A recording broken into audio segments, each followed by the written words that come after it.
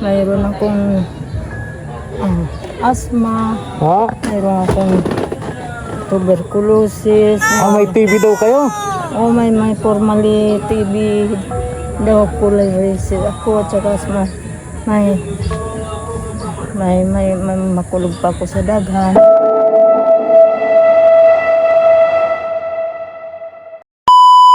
Subscribe to my channel. Good morning, ang mapagpalang umaga po sa ating lahat, mga katuwang.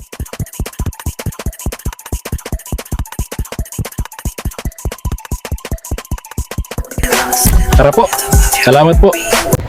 Diyos maray na hapon po sa Tuya Gabos. Ito pong muli si Efren Espanyol, ang inyong small YouTuber. Ngayong hapon, ang pupuntahan po natin si Nanay Inday, mga katuwang. And please, samahan niyo po kami. Ipag-pray natin na sana po wag nang makapasok sa Philippine Area of Responsibility dito sa lugar po natin, yung Super Typhoon Inday, mga katuwang, no? At yung isang Inday nasa impeachment trial ngayon. Pupuntahan natin ngayon si Nanay Inday. Tara po, samahan niyo ako, mga katuwang, tara.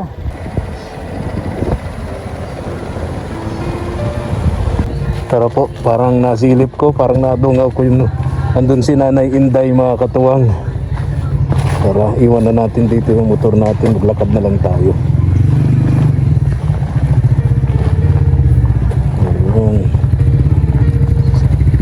Ngayon lang yata natin natagpuan ito dito si Nanay Inday.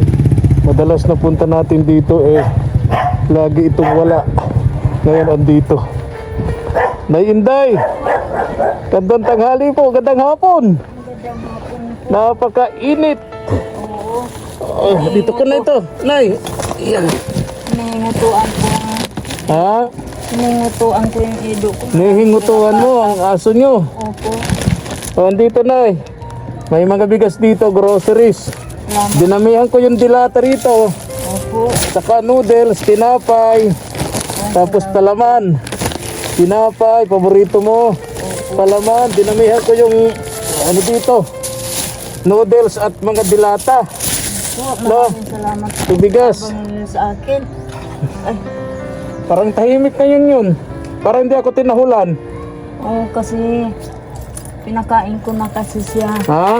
At saka ang dami niyang kuto, kaya inano ko yung inalisan ko.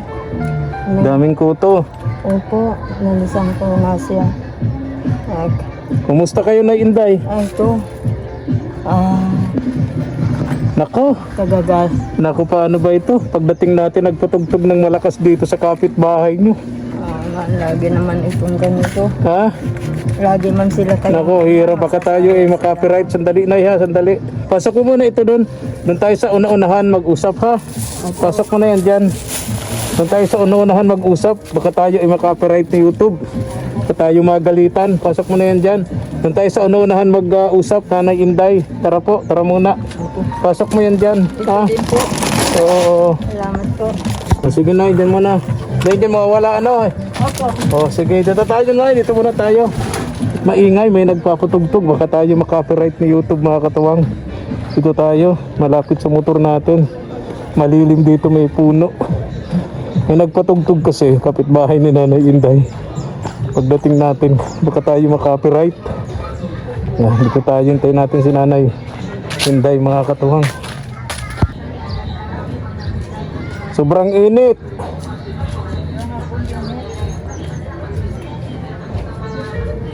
Anong ginagawa nyo ngayon? Dito kayo na, dito kayo. Anong ginagawa nyo ngayon? Naginito nga pa lang. Ha? Doon nakarara. Kabubuti lamang po ng katawang lupa ko. Nagkasakit po ako. Nagkasakit kayo? Anong sakit nyo? Madami po. Mayroon akong asthma. Ha? Mayroon akong tuberculosis. May TB daw kayo? May formally TB daw kulay risid ako at saka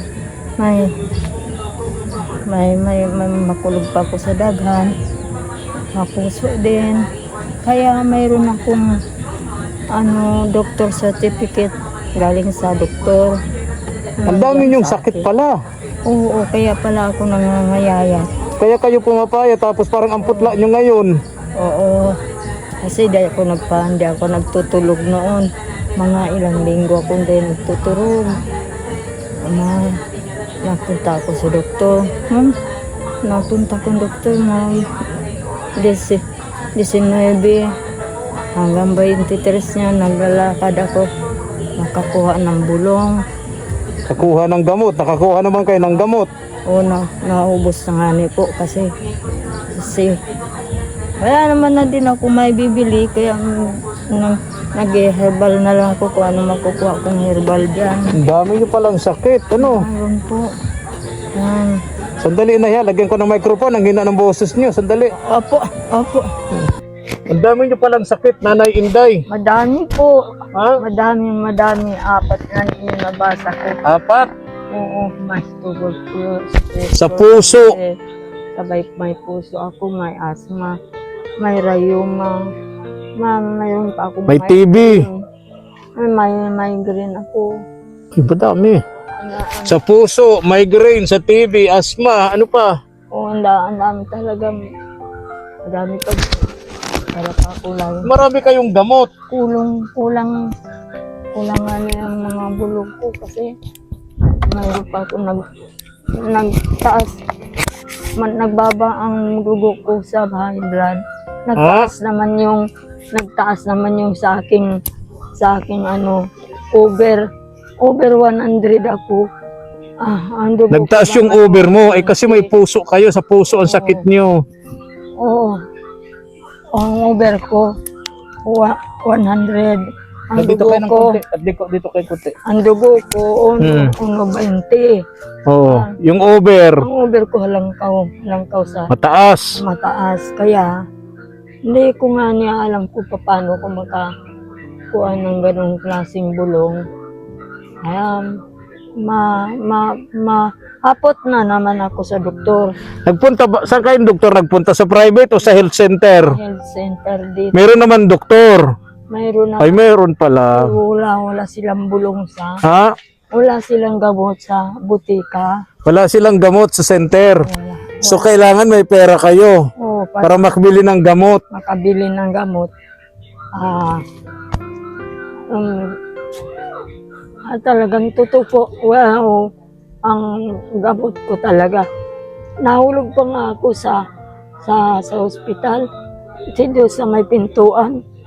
Natiksod yata ako. Mabukulan pa ako sa ulo. Wala bang pwedeng mag-alalay sa iyo diyan pag naglalakad kayo? Wala akong kamag-anak dito, sir. Kahit kapitbahay na pwedeng umalalay sa iyo. Wala lang. Paano Wala kayo? lang. Pag naglalakad kayo, solo talaga kayo. Sulot, saka yung payong ko. Yun ang pang-ano ko. Ang hirap ng kalagayan nito mga katuwang ni Nanay Inday. Pag naglalakad siya, solo lang talaga. Oo, wala nang iba. Walang umaakay man lang sa iyo, pupunta ng ospital, pupunta ng center para magpagamot sa doktor. Hindi naman ako inaako pag wala akong kasama. Ha? Hindi naman ako inaako pag wala akong kasama. Hindi, Kasi paano ang pagkuha ng gamot ko ibig sabihin, hindi kayo inaako sa ospital kung wala. pag wala kayong kasama. Kasi walang mag-iintindi doon sa Oo nga naman. bulong ko. Kung wala kang kasama, sino mag-aasikaso sa iyo sa ospital? Kung nakasero kayo, pupunta sa doktor, sa center, o sa clinic, o kaya sa pharmacy, no? Oo, wala talaga. Yun ang mahirap. Nahirap talaga ang buhay ko. Pasalamat nga niyo po ako sa inyo. Nakarating na naman kayo sa akin. Mayroon na naman kayong naitabang sa akin. Maraming salamat po sa inyo. Kasi kahit nagtatabang ako, direkta permin. Kasi talaga naman, kung hindi talaga sa inyo, gutom na ako. May sakit pa kayo. May sakit pa ako. Wala na ako. Ang hirap ng ganito. Tumatandang mag-isa, walang pera, walang kamag-anak. So napakahirap talaga niyan, Nanay Inday. Talaga po. Yung kalagayan nyo. Ano ko na sa mga Diyos na bigyan naman niya ako ng mababa pa mong buhay. Kasi, pag balang araw, baka makauwi ako sa amin. Ayoko na mamamatay dito na wala akong kamag-anak. Sino magpapalibing sa akin? Wala. Kaya, kahit pa paano, naglalakad ako dyan. Hindi ako ng babakal bulog. Nanay Inday, kung sakali, gumaling kayo, kaya yung pang umuwi ng anong lugar nyo ba? Saan nga yun?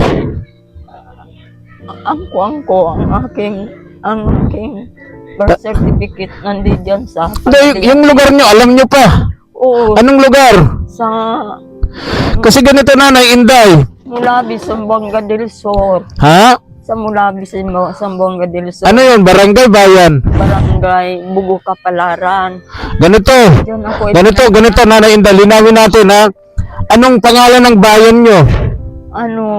Mulabi, Zamboanga del Sur. Oh, bayan. Bayan po ito. Ano yung barangay? Ang barangay, ang pangalan po ay Bugo Kapalaran. Bugok, Kapalaran. Bugo Kapalaran yan. Municipality of Mulabi, Barangay Bugok, Kapalaran. Bugo. Bugo, hindi Bugok. Bugo, Kapalaran. Zamboanga del Sur. Nag-aaral sa Mulabi, Zamboanga. Anong ang pangalan nyo, Nay? Victoria Villanueva Hardin. Victoria Villanueva Hardin. Ito, nililinaw ko na, inaayos natin mabuti yung pangalan at address mo. Kung sakasakali, may mga nakikinig kayong kamag-anak doon, mag-message sa akin, no? At kung sakasakali, may pera tayo, ihahatid namin kayo para hindi na kayo mahirapan. Kasi kung kayo mag-isa, mahihirapan kayo sigurado. Bumiyahe. Ang gagawin namin, ihahatid namin kayo doon sa kung saan kayo nandun na lugar. Kasi sabi nyo nga, mahirap naman na, tama yun, Nanay Inday, na dito kayo abuti ng kamatayan ba? Lahat tayo naman pupunta doon no? Oo. Wala kayong kamag-anak dito. Mahirap ang buhay. Di ba? So ang gusto niyo naman makauwi din sa lugar ninyo, pero matagal na Nanay Inday, no? Oo, matagal na. Baka hindi mo nakilala yung mga kapitbahay niyo doon. Baka mamaya ang iba patay na. Baka patay na. Mga kapatid niyo, anong pangalan? Pangalan ng kapatid ko sa ama, Antero Villanueva. Ang tugang ko nasa may Cebu. Si Erlinda Villanueva, pero nakaasawa na siya. Siyempre, iba na kanyang apelyido. Ang aking pandalawang kapatid na lalaki, si Dudong at saka Miguelito. Hindi ko alam talaga kung nasaan na sila. Pero iniwan nyo sila, nagkahiwa-hiwalay kayo sa lugar ng Barangay Bugo.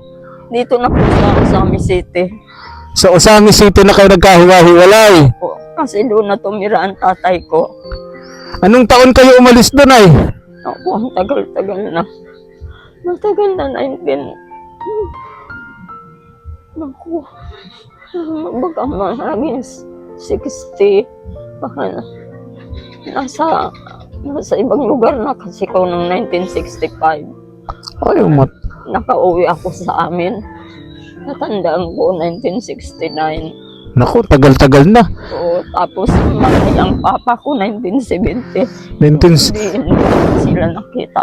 1969, 3 years old pa lang ako noon, Nay. Oo, talagang ang edad ko kasi 78 na ako. Oo. Pasalamat nga niya ako sa Diyos.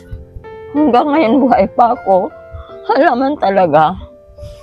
Tapos talaga ako sa aking mga kamag-anak na malayo ako. Salamat nga niyo po ako sa inyo ka. Natabangan ninyo po ako sa mga kagipitan ko. Maraming salamat po sa inyo. Lalo na itong mga taong magagandang loob na tumabang sa akin. Nay, yung dinala ko dun sa bahay mo, bigas, groceries, at bibigyan pa kita ng konting panggastos, bigay ito sa akin, sa atin, ni Ma'am Yerna and Sir Bob LM, yung lagi nagbibigay sa'yo dito, dinadala ko. Salamatan niyo sa Ma'am Yerna Elem. Ma'am, meron na ilim. Maraming salamat po, ma'am, sa inyo pong pag-aruga man sa akin na kahit papano inyo po akong nabubuhay, binubuhay po ninyo ang kalagayan ko. Maraming salamat po sa inyo. Ang Diyos na lang po ang mabalos sa inyo, sa kabutihan ninyo lahat, lalo na kay Sir. Lagi na lamang akong pinupuntahan dito para tabangan. Maraming salamat po sa inyo. God bless you sa inyo po. Sana pare-pareho ang buhay ninyo. Marami kayong natatabangan. Nay, din mo to. Pang-allowance niyo, Nay. Oh, Maraming salamat po. oh, bili pa kayo ng gamot niyo niyan. Opo, May maraming pagkain naman na kayo, no? Opo. Maraming salamat po sa inyo, mga ma'am, na may magandang kalooban sa inyo, sir. Sa malaking tabang na po ito sa atin. Katulad ko, wala man akong mahanap buhay. Wala naman natatanggap sa akin. Tanda mo na kasi ako. Di ko na kayang magtrabaho. Naliliw na nga niya ako. Nakukuan pa lang ako. Nakakalakaw-lakaw pa lang ako ngayon. Nung nabubuhay pa si Lola Openg, lagi kayong magkasakasama dyan sa beach, ano? Opo. Nanghihingi, ni Lola Openg. Opo. Matagal-tagal na rin namatay si Lola Openg, ano? Opo. Nagawaan pa nga ni ito ng bahay. Oo, napagawa nyo ng bahay. Kasi, ayun nga, mas gala man yun kaysa sa akin. Oo, tama yung mas gala yun sa inyo talaga, na Inday si Lola Openg. Kung saan-saan siya nakakadati. Oo, grabe yung maglakad. Oo. Yung mabait po siya. Kahit na ganun. Tinatabangan din niya ako. Kapag wala akong pagkain, binibigyan niya ako. Yung nahingi ni Lola Openg, binibigay din sa'yo. Binibigyan din Oo, niya yung galing talaga ni Lola Openg. Oo, mabuti po siyang tao. Kahit siya ganun. Ganun pa man palibasa inani. Naging ulyanin na siya. Hindi ko nga alam nang namatay yun. Di mo na namatay yun. So hindi ka nakapunta sa kanya? Hindi ko nga alam. Ay, okay. Hindi ko nga nalaman yun. Kasi nandito ako, kadalasan may sakit din ako. Pinupuntahan na lang niya ako dito noon. Binibigyan niya ako ng pagkain. Napunta rito si Lola Openg noon? Nababa yun dito sa akin. Talaga? Pag may nakukuha siyang pera, binibigyan ka pa. Pagkain. Ang bait pala talaga ni Lola Openg, ano? Oo, malangit nawa ang kanyang kaluluwa. Talagang mabuot po ito. Sabi nga na lang nila, ganun, mayroon dito. May ganun daw sa tama ang payo. Hindi. Dahil na lang din yun sa kahirapan. Kahirapan namin pareho. Kaya siya nangahagad. Nangihingi siya. Maganda na nga ito, hindi siya nagnanakaw. Tama po. Nangihingi na lang siya. Pareho kami. Sige, Nanay Inday, no? At yung bigas niyo ron, yung mga groceries na dala ko, ingatan niyo ron, ha? Wala namang nagnanakaw dyan sa bahay mo. Opo, andiyan naman ang aso ko. Sige po, dalawa-dalawa naman, Nay? Opo. Sige, Nay. Akin na yung microphone, ha? Ingat po kayo. Sige na po, Nay. Bye-bye na, bye-bye. Bye-bye po. Opo, sige na po, bye-bye po. Ingat po, ingat. Opo. Kawawa naman si Nanay Inday, mga katuwang. Sana nga lumakas pa ito si Nanay Inday. At kapag kami nag-message sa atin na kamag-anak nito na taga roon sa Zamboanga del Sur, gagawin natin, matiyak lang natin na may kamag-anak pa dun sa kanya na naghihintay at yung address niya, no? Sana maihatid natin. Kasi natatakot naman din si Nanay Inday na dito siya, sa dami ng kanyang sakit, no? Di natin tiyak, mga katuwang. Ayan. Tara na po. Bye-bye, Nanay Inday! Thank you for watching.